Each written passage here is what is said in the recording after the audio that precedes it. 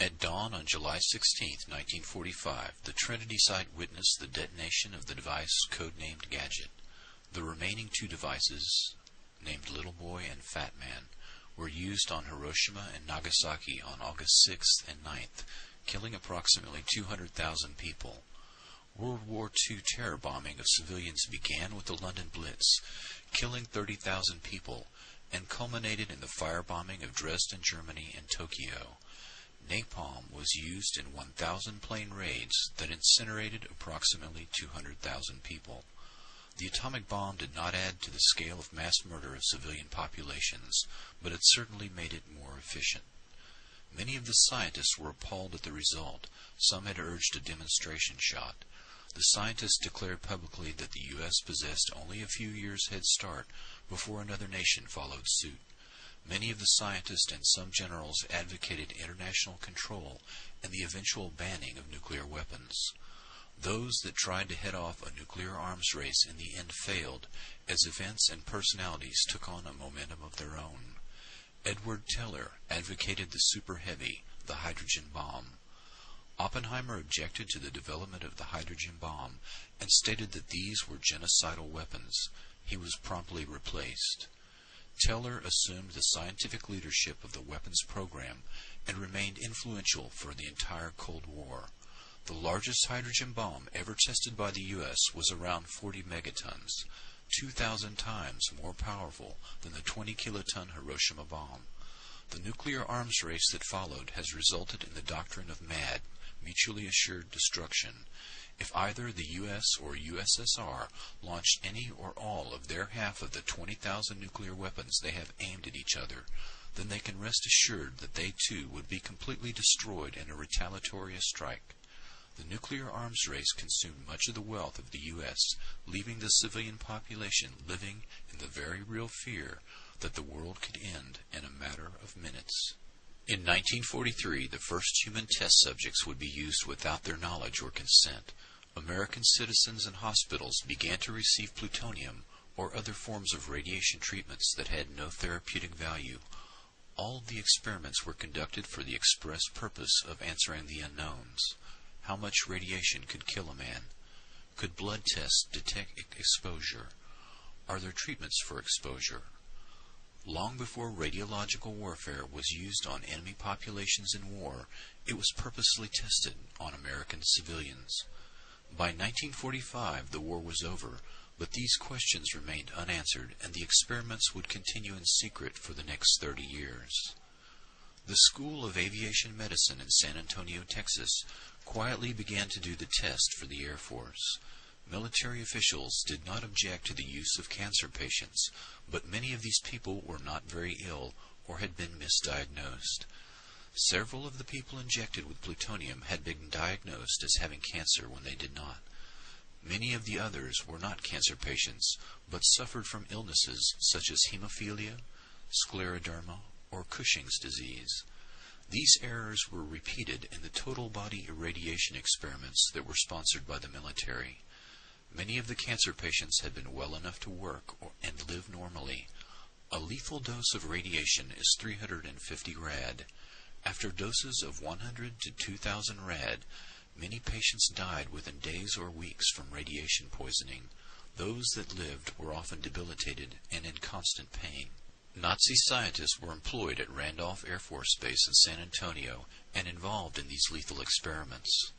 These were just a few of the thousands of Nazi scientists who had secretly been smuggled into the U.S. under Operation Paperclip to help the U.S. destroy the USSR. Dr. Hubertus Strughold was their intellectual and spiritual leader in radiation studies. He brought in Dr. Herbert Gerstner, who used prisoners during the war to study at what point human hearing is completely destroyed due to shelling, and to study the exact cause of death in cases of electrocution.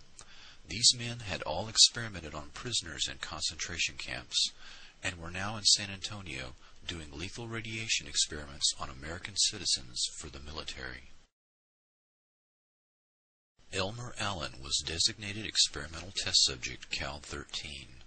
On July 18, 1947, in a San Francisco hospital, he was injected with plutonium in the left leg. 3 days later, the leg was amputated at mid-thigh. Elmer was a porter for the Pullman Company who injured his leg while stepping off a train. He was diagnosed with a fracture that developed into a cyst. The first test for cancer was negative. A second test indicated cancer. Unable to work after the amputation, he was forced to return to Italy, Texas with his wife and 3 children.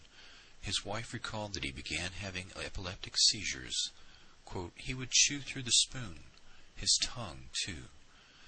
Elmer began drinking heavily and told his best friend that he had been used as a guinea pig, but no one, not even his family doctor, believed him. The doctor later diagnosed him as a paranoid schizophrenic.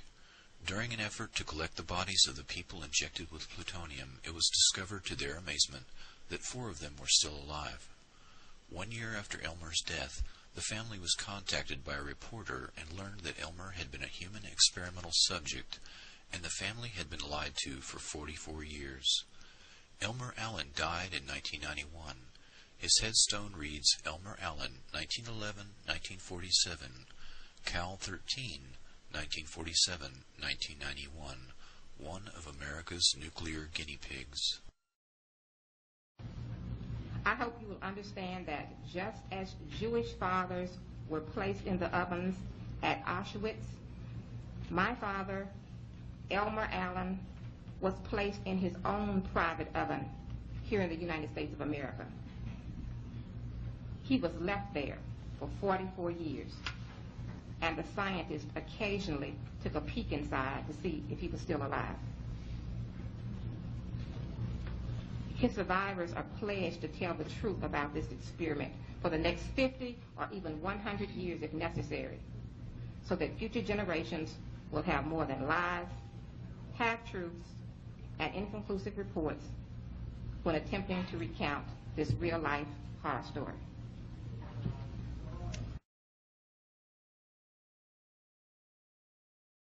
While secret radiation experiments on thousands of Americans were going on in hospitals, the very public testing of nuclear weapons lasted from 1945 until the Nuclear Test Ban Treaty in 1963. Approximately 253 above-ground tests were conducted in the Pacific and continental United States, in which 200,000 military personnel took part. The atomic veterans issued the following statement. We were the victims of radiation experiments too. They exposed over 200,000 of us in over 200 atmospheric atomic and hydrogen bomb tests between 1945 and 1962. They deliberately bombed us with nuclear weapons and exposed us to deadly radioactivity to see how it would affect us and our equipment in nuclear warfare on land, sea, and air. They didn't need our informed consent because we were under military discipline. They devalued our lives too. They made us sterile. They crippled and killed our children. They made widows of our wives, then denied repeatedly and publicly that there was ever any danger. Say the lie often enough, and people will believe it.